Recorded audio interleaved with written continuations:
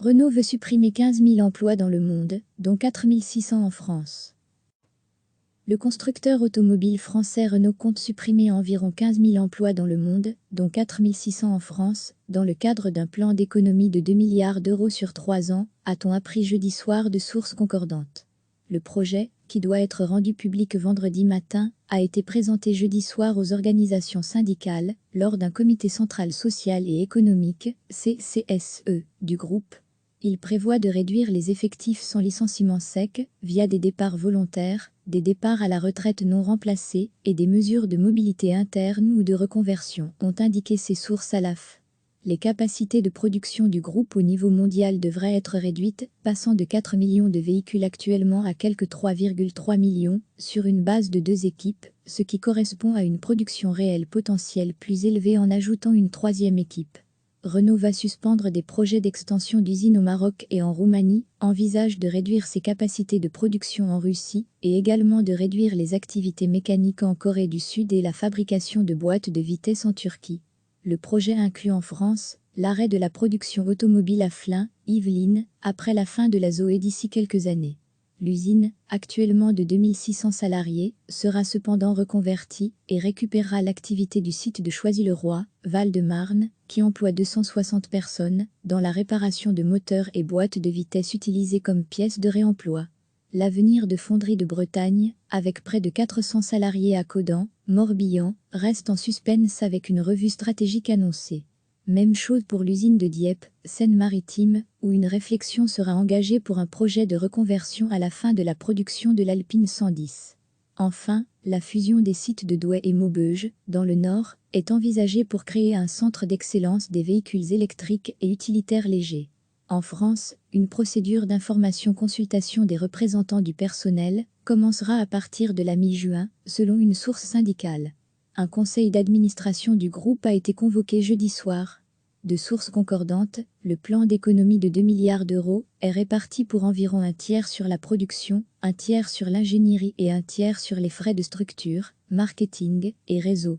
Interrogé par l'AF à l'issue du CCSE, Franck Daoust, délégué syndical central de la CFDT, a souhaité un accord de méthode pour la mise en œuvre du plan, avec des expertises sur les sites, localement, commençant le plus tôt possible. Concernant l'impact social des suppressions de postes, M. Daoust a souligné qu'il s'agira de départs naturels à la retraite et de départs volontaires. Ils sont malins. Ils présentent ça comme des hypothèses de travail, disent « on le fera avec vous », alors que tout est déjà décidé, a cependant critiqué un autre responsable syndical, sous couvert de l'anonymat. Le constructeur automobile français Renault compte supprimer environ 15 000 emplois dans le monde, dont 4 600 en France, dans le cadre d'un plan d'économie de 2 milliards d'euros sur 3 ans, a-t-on appris jeudi soir de sources concordantes. Le projet, qui doit être rendu public vendredi matin, a été présenté jeudi soir aux organisations syndicales, lors d'un comité central social et économique, CCSE, du groupe. Il prévoit de réduire les effectifs sans licenciement sec, via des départs volontaires, des départs à la retraite non remplacés et des mesures de mobilité interne ou de reconversion, ont indiqué ces sources à l'AF. Les capacités de production du groupe au niveau mondial devraient être réduites, passant de 4 millions de véhicules actuellement à quelques 3,3 millions, sur une base de 2 équipes, ce qui correspond à une production réelle potentielle plus élevée en ajoutant une 3e équipe.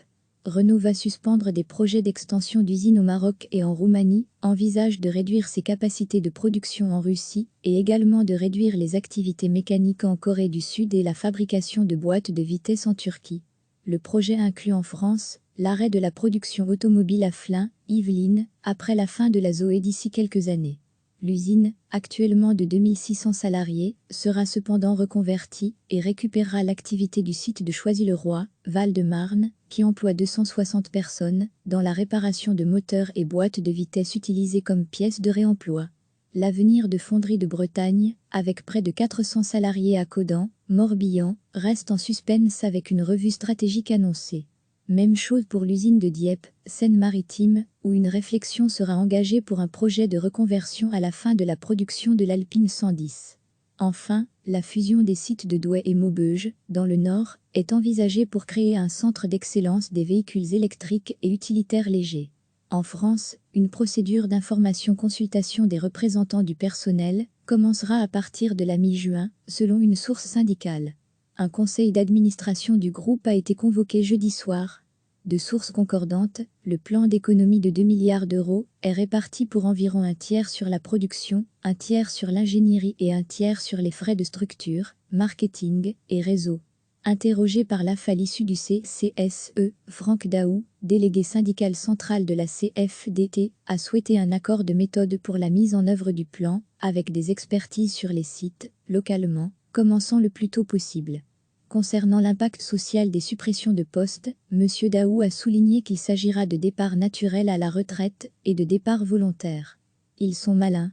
Ils présentent ça comme des hypothèses de travail et disent « on le fera avec vous », alors que tout est déjà décidé, a cependant critiqué un autre responsable syndical, sous couvert de l'anonymat. Cliquez sur s'abonner pour recevoir les dernières nouvelles.